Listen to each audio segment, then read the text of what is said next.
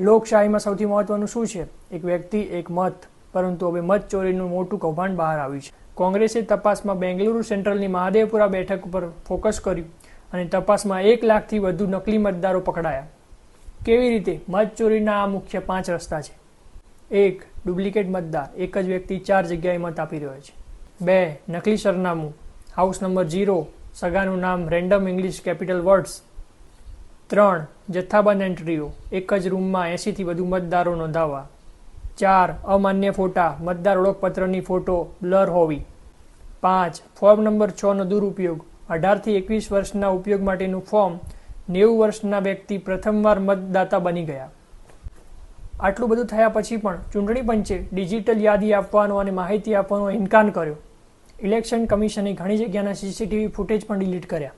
આવું માત્ર બેંગલુરુમાં નહીં, મહારાષ્ટ્ર, હરિયાણા અને બિહારમાં પણ આવું થયાના દાવા કરાયા છે. આ માત્ર રાજકીય મુદ્દો નથી, આ આપણી લોકશાહીની વાત છે.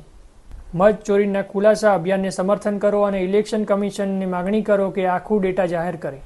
શેર કરો અને અવાજ ઉઠાવો, કારણ કે એક પણ નકલી મત આપના સાચા મતની કિંમતની ચોરી કરે છે.